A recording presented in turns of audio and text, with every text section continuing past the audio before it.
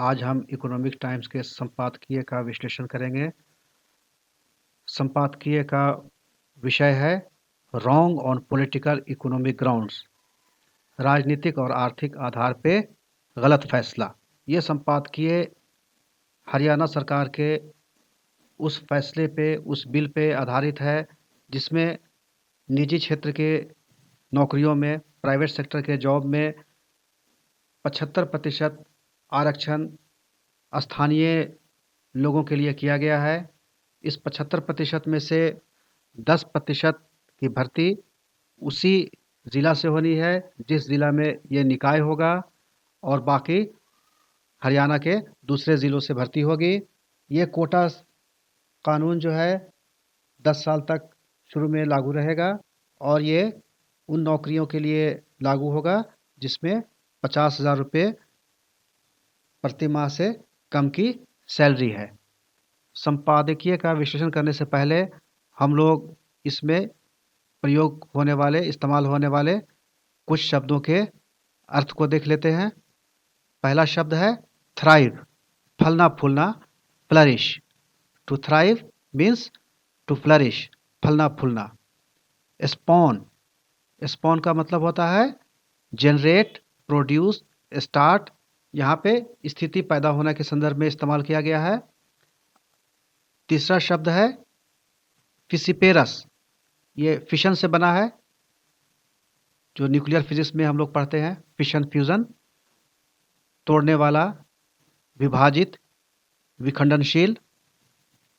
चौथा शब्द है डिस्क्रेशनरी, आर्बिट्ररी, ऑप्शनल, अख्तियारी। यहाँ पे जो भी अथॉरिटी होगी, जो भी अधिकारी होगा, वो किसी नियम के आधार पे नहीं बल्कि अपने पावर के आधार पे निर्णय लेगा। अगला शब्द है माइट। यहाँ पे माइट का अर्थ है समव्हाट, ए बिट। छठा शब्द है टीडियस, टीडियस का मतलब थकाऊ, बोरिंग।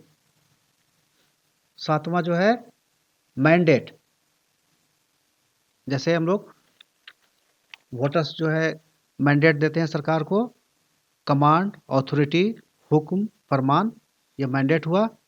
आठवां शब्द है कंप्लायंस, कंप्लायंस का मतलब अनुपालन करना, तामील करना। नौवां शब्द है एग्जेम्प्ट, एग्जेम्प्ट का मतलब छूट देना। और 10वां शब्द है डिजेनरेट, डिजेनरेट का मतलब जो है और दयनीय हो जाना। डिक्लाइन, डिक्रीज, घटना। इस तरह से हमने जो शब्द इस्तेमाल होंगे एडिटोरियल में, उन शब्दों को देख लिया है। अब हम लोग एडिटोरियल पे वापस आते हैं। संपादकीय का जो इंट्रोडक्शन है वो इस तरह से शुरू हो रहा है।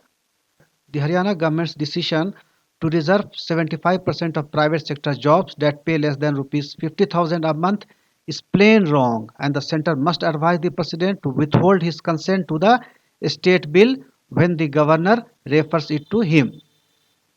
संपादकीय कहता है कि हरियाणा सरकार का यह फैसला 75% प्राइवेट सेक्टर जॉब में, जहां पे सैलरी 50,000 रुपया से 50,000 रुपया प्रति माह से कम है, ये फैसला जो है बिल्कुल गलत है, प्लेन रॉन्ग है।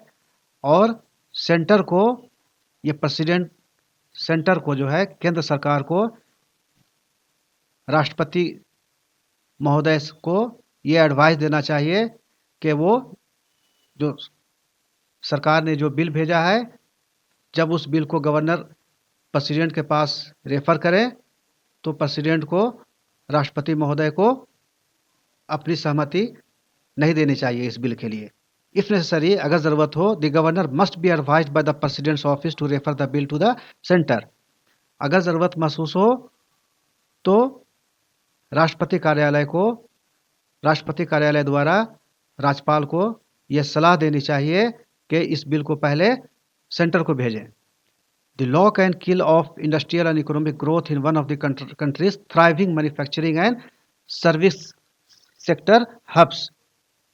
जो हरियाणा के गुरुग्राम और दूसरे क्षेत्रों में जो है, ये मैन्युफैक्चरिंग और सर्विस सेक्टर का जो ये केंद्र है, ये लॉ जो है वहाँ के उद्योग और आर्थिक प्रगति को जो है बिल्कुल ख़त्म कर देगी।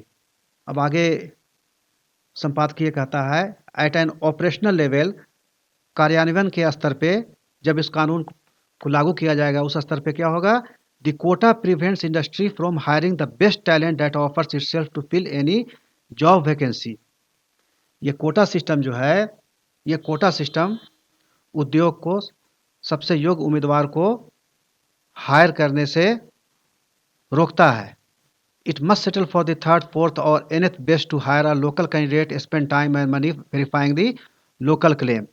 जब सबसे योग्य उम्मीदवार को कंपनी हायर नहीं करेगी तो क्या करेगी, थर्ड बेस्ट को लेगी, फोर्थ बेस्ट को लेगी और एनथ बेस्ट को जो है, जो स्थानीय उम्मीदवार होंगे उन्हें लेना पड़ेगा।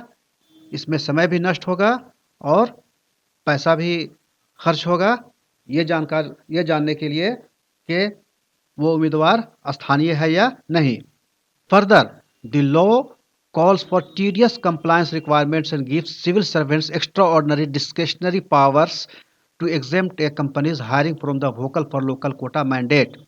इसके अलावा यह कानून टीडियस कंप्लायंस रिक्वायरमेंट, बहुत थकाऊ अनुपालन प्रक्रिया है और ये सिविल सर्वेंट्स को एक्स्ट्रा ऑर्डिनरी डिस्क्रिशनरी पावर दे देता है अगर कंपनी चाहती है कि उसे वोकल फॉर लोकल कोटा से नियुक्ति करने के लिए, भर्ती करने के लिए छूट मिले, तो इसके लिए बहुत थकाऊ प्रक्रिया है। This is likely to degenerate into palm grease for quota exemption miss. जो कंपनियां जो हैं कोटा से छूट चाहेंगी, हो सकता है कि इस प्रक्रिया में रिश्वतखोरी बढ़ जाए। Gurugram's thriving IT and IT-enabled services industries are likely to migrate to Greater Noida or even Pune if the law is enforced। अगर यह कानून को लागू किया जाए तो ऐसा हो सकता है कि जो गुरुग्राम में जो है आईटी और आईटी इनेबल्ड सर्विसेज के जो उद्योग जो हैं फल फूल रहे हैं, वो माइग्रेट होकर के यहाँ से ग्रेटर नोएडा या पुणे चले जाएं। Quota for locals violate the spirit of the Constitution of India that seeks to build a unified nation out of the land's extreme diversity। इसके अलावा स्थानीय लोगों के लिए जो कोटा सिस्टम है, ये भारतीय संविधान के आत्मा के अनुरूप नहीं है, उसको वायलेट करता है, क्योंकि संविधान के अनुसार भारत एक ऐसा देश है जहाँ पे काफ़ी विविधता है और इस विविधता में हमें एक एकीकृत राष्ट्र का निर्माण करना है। It can spawn similar moves elsewhere. Spawn का मतलब हम लोगों ने देखा था जनरेट करना। इससे क्या होगा, दूसरे राज्य में भी इसी तरह की प्रवृत्ति जो है शुरू हो जाएगी। फ्रेगमेंटिंग the polity and the economy further, और राजनीतिक तौर पे और आर्थिक तौर पे और ज़्यादा डिफरेंसेस हो जाएंगे। Haryana is with its new quota law contributing its mite to tendencies in the country. इस नए जॉब कोटा कानून से हरियाणा देश में एक नए ढंग की विभाजन की प्रक्रिया में सहयोग दे रहा है। The quota for locals violate article 14 guarantee of equality. ये लोकल के लिए जो कोटा है, ये संविधान के अनुच्छेद 14 जिसमें गारंटी ऑफ इक्वलिटी समता का अधिकार दिया गया है, article 15 guarantee against non discrimination, कोई भेदभाव नहीं होगा, इसका अधिकार दिया गया है। Based on place of birth, जन्म के आधार पे, and article 19 guarantee of the right to work anywhere in the country, और आर्टिकल 19 अनुच्छेद 19 यह गारंटी देता है कि देश के किसी भी भाग में काम कर सकते हैं। तो ये आर्टिकल 14, आर्टिकल 15 और आर्टिकल 19 को वायलेट करता है। The Haryana government must withdraw the bill. Haryana सरकार को इस बिल को ज़रूर जो है वापस लेना चाहिए। इफ़ नॉट, अगर वापस नहीं लेता है, the centre must advise the president to quash the bill. अगर हरियाणा सरकार ये बिल वापस नहीं रहती है तो सेंटर को जो है प्रेसिडेंट को ये एडवाइस देना चाहिए कि इस बिल को खारिज कर दें। अब हम लोग आर्टिकल 14, आर्टिकल 15 और आर्टिकल 19 के वर्डिंग को एक बार देख लेते हैं। ये आर्टिकल 14, 15, आर्टिकल 19 जो है ये मूल अधिकार में भाग 3 पार्ट 3 में आते हैं। ये 14 और 15 जो है समता का अधिकार है। अनुच्छेद 14 विधि के समक्ष समता। राज्य भारत के राज्य क्षेत्र में किसी व्यक्ति को विधि के समक्ष समता से या विधियों के समान संरक्षण से वंचित नहीं करेगा। और अनुच्छेद 15 कहता है धर्म, मूल वंश, जाति, लिंग या जन्म स्थान के आधार पर विभेद का प्रतिषेध। ये लोकल कोटा जो हम लोगों ने देखा वो जन्म स्थान के आधार पे जो है यहाँ पे वायलेशन हो रहा है, प्रतिषेध। राज्य किसी नागरिक के विरुद्ध केवल धर्म, मूल वंश, जाति, लिंग, जन्म स्थान या इनमें से किसी के आधार पर कोई विभेद नहीं करेगा। उसी को राइट टू इक्वलिटी है। Article 14 equality before law. The state shall not deny to any person equality before the law or the equal protection of the laws within the territory of India। और article 15 क्या है? Prohibition of discrimination on grounds of religion, race, caste, sex or place of birth। The state shall not discriminate against any citizen on grounds only of religion, race, caste, sex, place of birth or any of them। अब हम लोग article 19 को देखते हैं। ये स्वातंत्र अधिकार है। वाक स्वातंत्र आदि विषयक कुछ अधिकारों का संरक्षण सभी नागरिकों को फ्रीडम ऑफ स्पीच से है। ये वाक स्वातंत्र और अभिव्यक्ति स्वातंत्र का, शांतिपूर्वक और निरायुध सम्मेलन का, संगम या संघ बनाने का, भारत के राज्य क्षेत्र में सर्वत्र आबाद संचरण का। इसको ये right to freedom. Article 19 protection of certain rights regarding freedom of speech etcetera. All citizens shall have the right to freedom of speech and expression, to assemble peacefully and without arms, to form association and unions, to move freely throughout the territory of India। तो इस प्रकार से हम लोगों ने इस संपादकीय के विश्लेषण में देखा कि हरियाणा सरकार का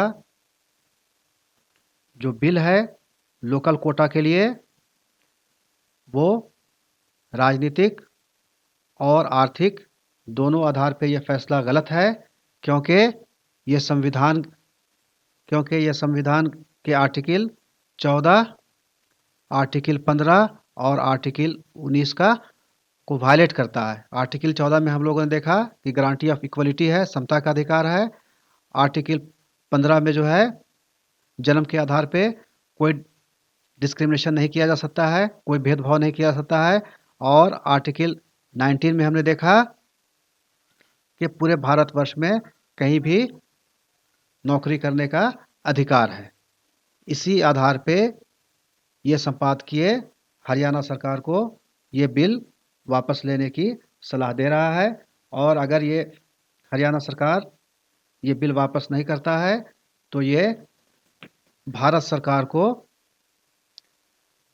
राष्ट्रपति महोदय से इस बिल को खारिज करने की बात को कह रहा है। अभी तक के लिए इतना ही। धन्यवाद।